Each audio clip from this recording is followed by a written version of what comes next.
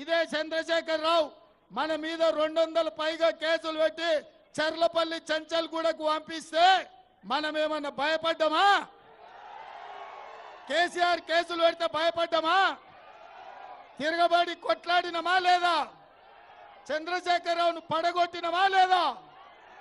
మరి 10 ఏళ్ళు వందలాది కేసులు పెట్టి చంద్రశేఖర్ రావు మనల్ని భయపెట్టాలనుకుంటే మన డిసెంబర్ ఎన్నికల్లో తొడగొట్టి చంద్రశేఖర్ రావును మా కార్యకర్తలు పడగొట్టినరు.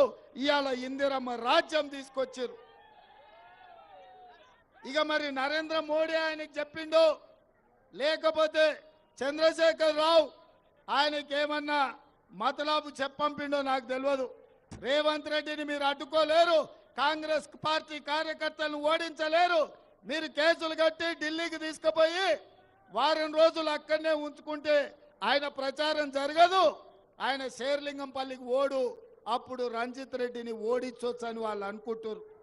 అందుకే ఇవాళ ఢిల్లీకి రమ్మంటే రానిపోయి ఏం పీక్కుంటారో పీక్కోండి.